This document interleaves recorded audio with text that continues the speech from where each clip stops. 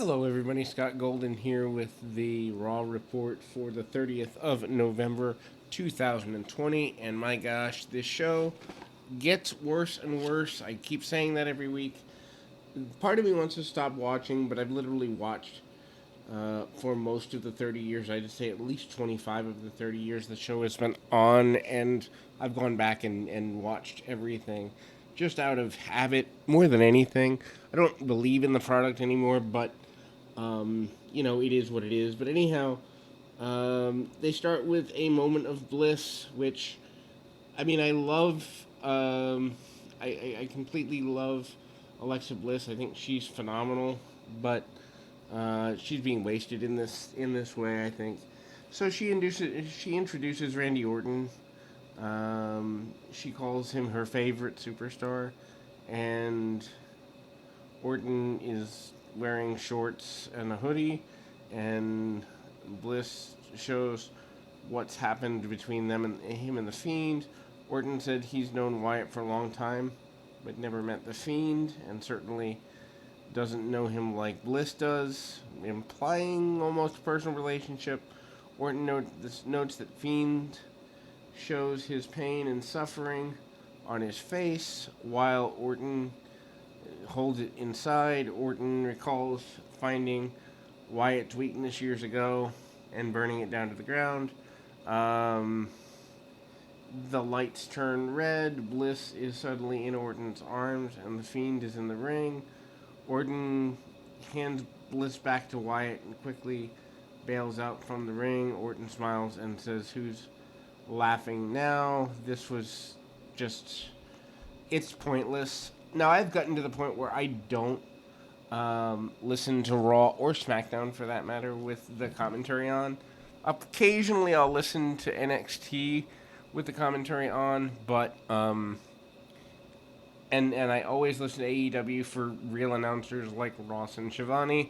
I watched the NWA tonight, and their announce team is good. Impact is good, but WWE announcing is just abysmally bad.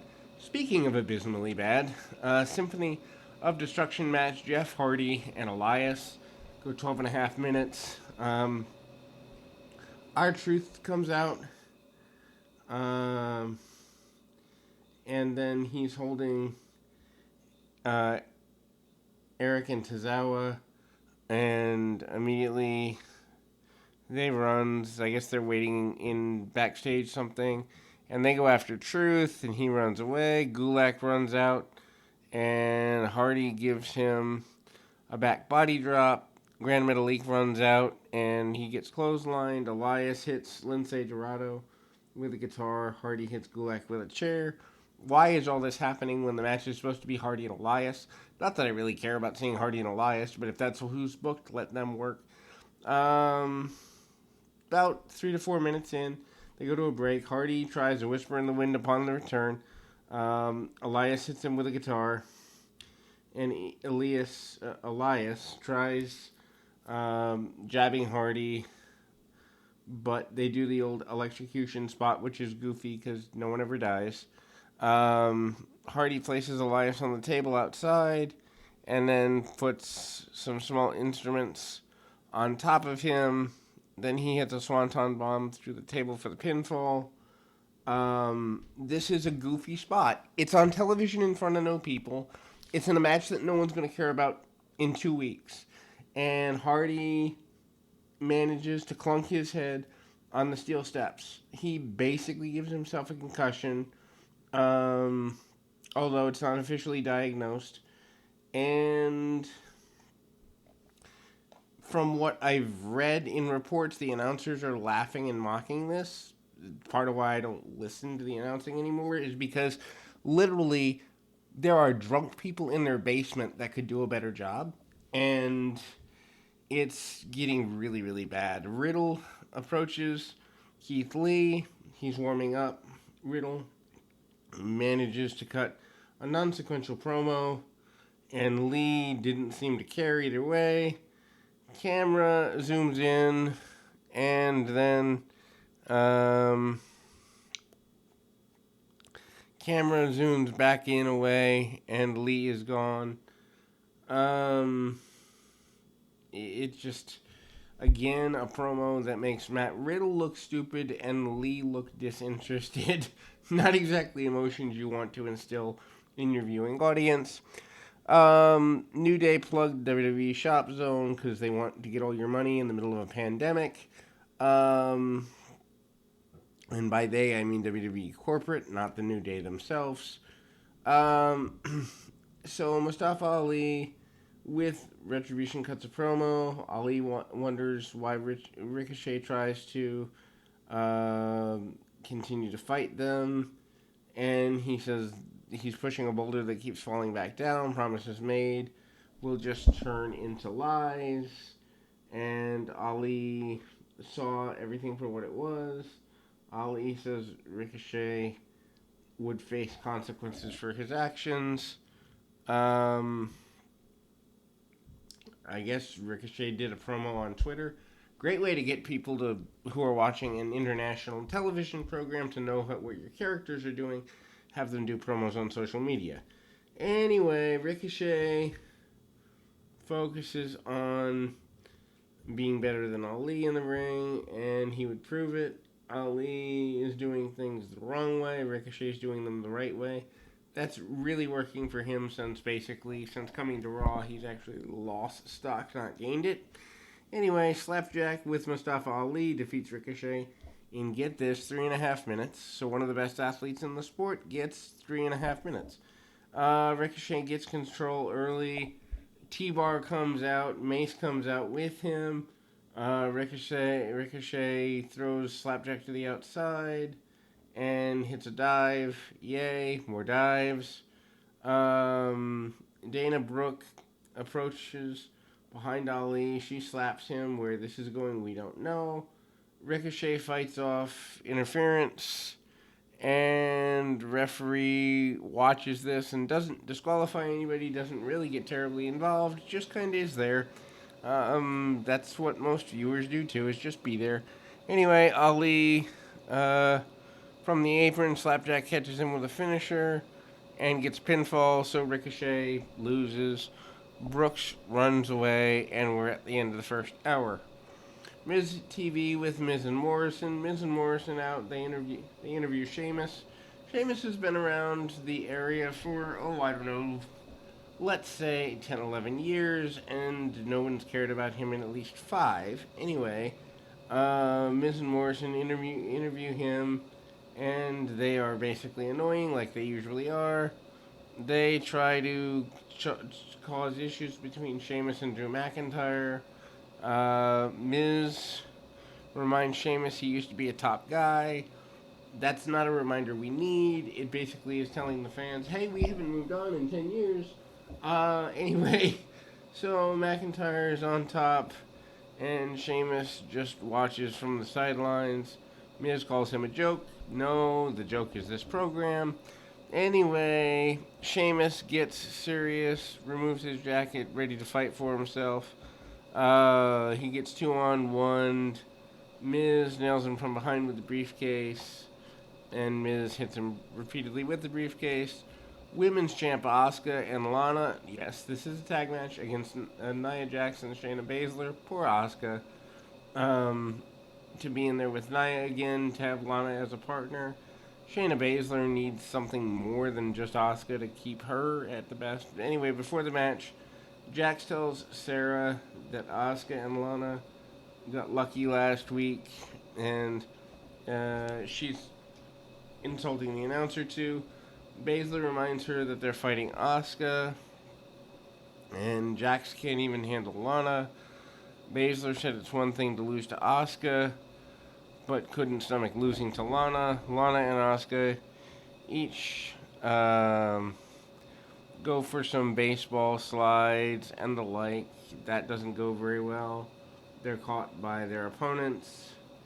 Lana comes up short with catching fully, and Baszler swings them into the barricade. Goes to a break less than 90 minutes in, so this match is so important that we get like a 60-second teaser. Awesome.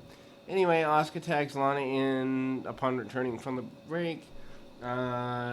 Jax dominates her because, well, let's make Lana look like an even bigger fool because her husband left the company. Um, Jax and Baszler work her over. Lana manages to get a tag. Uh, Lana falls into the corner. Asuka tags her in. And Baszler and Asuka go at it for a bit. Lana tags back in. Tags herself in, mind you. Hits a flying cross body and rolls through, and Baszler rolls through, applies the Coquina clutch. Asuka fights off Jax, breaks up the cover, and gives Baszler a Shining Wizard. Lana rolls through and pins Baszler. Now, the person that you've been jobbing for, and I know that's a term people are uncomfortable with, but when there's loss, and no real story behind it, that's jobbing. And so now she beats Shayna Baszler, who could have been your master fighter at the level of Ronda Rousey had she been pushed right. Yeah, that makes good sense. Anyway, McIntyre approached Sheamus in the back, and he seems frustrated that Sheamus is hurting. He figures Sheamus had fun because he's a physical guy, and Sheamus isn't amused. He agrees with McIntyre that some of this was fun, and they're both looking forward to tonight's match. I guess that means they're in a tag match. New Day cuts a promo. New Day enters. Kofi Kingston puts over Xavier Woods, being named host on G4. I thought they didn't want crossovers. Oh, that's right. WWE gets to take money from the talent for their crossover reality, so that's good for Woods and for the corporate giant. Awesome. Anyway, Woods sincerely thanks anyone who's ever been to his channel and supported him. Kingston asked Woods to recap Hurt Business repeatedly failing to win the tag titles. Hurt Business interrupts, and basically, MVP said they're technically 2-on-3 against each other. Sheldon Benjamin said they'd have won the titles and hurt them in the process. Cedric jumps in the ring, goes after Woods, and I guess Alexander attacking Woods is a sign to start the match when they come back from the commercial. Cedric Alexander with Sheldon and Benjamin and MVP defeats Xavier Woods with Kofi Kingston. Match begins during the break, so it's so important we begin it during a commercial. And then Woods is in control. Woods hits a DDT, but Alexander caught him and dropped him over the top rope and takes control. Alexander continues and counters a powerbomb into a brainbuster for a near fall. This was well done. Alexander goes for a suicide dive. That's like the third one attempted tonight. Woods cuts him off. Alexander goes into the barricade instead. Woods takes too long to capitalize on all of this. Alexander nails him with a lumbar check for a pinfall win. Match was fine. I don't have faith that they're going to do anything with Alexander, and they should because he's a really talented guy. And it would be cool if they were actually trying to get stars over like they're lying to their stockholders about doing. But anyway, Alexander celebrates the win after the match, and he's excited, and MVP and Benjamin are left behind in the ring. They seem confused, and Riddle approaches AJ Styles and Almas, his bodyguard, in the back, and Styles told him tonight's match was serious. Riddle says he's getting the carrot tonight. Almas laughs. Styles didn't get it, and the carrot, I guess, is basically the ability to win the championship at the next network preview. Almas said Riddle's a bunny, and he was named Skipper, which is Riddle's nickname for Styles at the Survivor Series thing. Inside joke no one cares about. Styles said that didn't make sense because bunnies hop, and Riddle said his turtle was named Hoppy, and this makes no sense. Riddle said Styles is like a bunny because Styles has great hops, was furry and cute. Styles shoves him and runs away. Triple threat match for the number one contendership. AJ Styles, with his bodyguard, defeats Riddle and Keith Lee at just under 13 minutes. Lee goes for a dive on both men early, but they both run for their lives, as well they should. Lee leaps over both men in ring before giving Riddle a crossbody for a near fall. If you've never seen Riddle and Lee on the Independents, that's worth going out of your way to see. It's going to be better than anything WWE will give you. Riddle goes after both guys.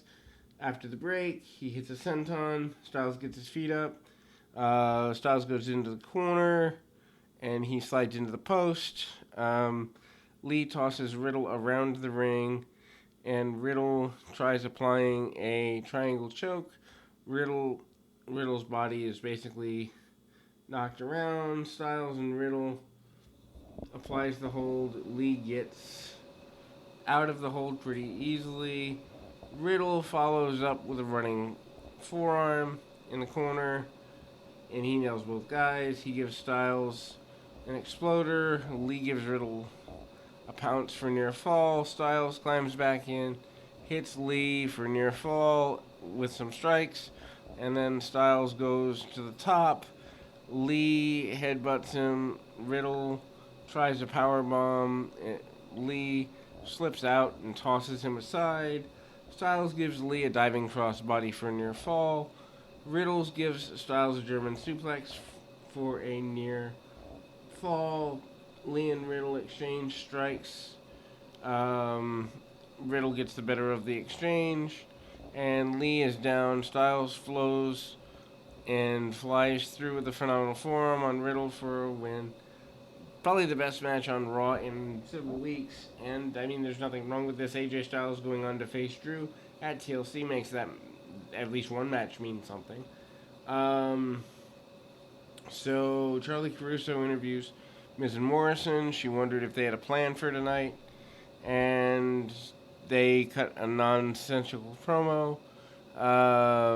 And basically, the announcer says she doesn't believe that they have a plan. Morrison said he has an idea, and they run away. Dana Brooke defeats Reckoning with Mustafa Ali in 2.25 minutes. Mia Yim's mask comes off second into the match. Word around is she might be punished or even at worst fired for this. Who knows where that goes, but wrestling is petty like that, at least in WWE it is. Ali tries distracting Brooke. Brooke keeps up her match, and Yim gets a pinfall win. And basically, Brooke gets a pinfall win, and Ali yells at her for it. Miz and Morrison approach Styles and his bodyguard. Morrison has a pie for Styles, peach pie to be exact, and Styles says he enjoys it, and he says he also doesn't want to hear from them anymore, but he agreed to help them. Miz seems surprised. Styles says he'd rather face Miz for the title than McIntyre. Morrison understands this. Miz seems annoyed that he's being underestimated. Styles told them he'd see them out there, and they're about to leave. Styles told Morrison to give him the pie, and MVP approaches Riddle. Riddle admits losing sucks, but at least he had an opportunity. Unlike Bobby Lashley, which if they're going with Riddle and Lashley, that could be fun. Riddle makes some stupid jokes. MVP shoves him. Riddle gets in his face. Lee is in another part of the building, and he approaches Sheamus. Lee said it was none of his business, but the word in the back was that Sheamus is planning on turning on McIntyre. Sheamus said he was right. This was none of his business. Then we go to a Charlie Caruso in-ring interview with Drew McIntyre. McIntyre said it felt good to be champion again, and he says sometimes you need to get knocked down to get back up. McIntyre says he's a man of his word. McIntyre claims that he's right when he said he would bring Roman Reigns back down to earth, which he lost, so he didn't really do that. He said he kicked out of the spear after spear, but this is unlike any man that Reigns had faced before, except, well, Brock Lesnar when Lesnar was beating on him for years.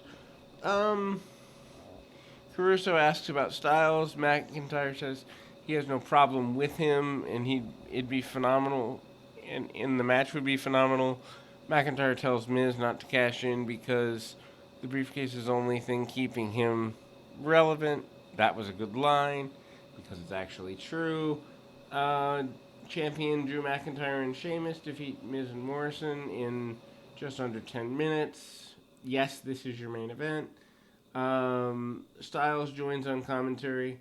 Sheamus is in complete control of the match early, and he pushes Styles back, so he leaves commentary. Sheamus knocks down Miz and cheap shots him, and Styles is encouraged. The distraction allows McIntyre or Morrison to dropkick Sheamus into the announce table. That's the way they go to break. Styles is on commentary. Post the commercial, McIntyre tags in, tosses Miz and Morrison around for several minutes. Morrison yanked off the apron and tossed over the barricade. And then Styles gets up, gives McIntyre a phenomenal forearm for the DQ.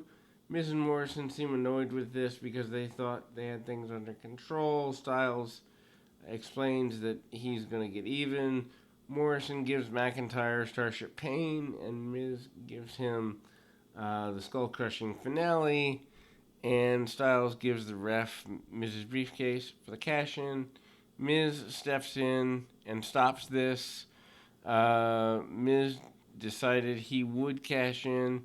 McIntyre wiped out Miz and Morrison quickly. McIntyre confronted Styles. Styles then bounced out of the ring and goes running away.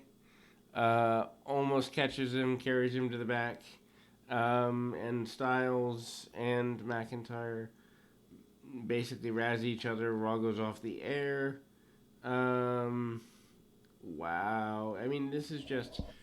Do they even care about what they put on TV anymore? It's sad. As a fan of WWE for it'll be 32 years next year, I don't understand how they think this is supposed to draw new fans, be entertaining, or be useful. Anyway, we'll be back with more right after this.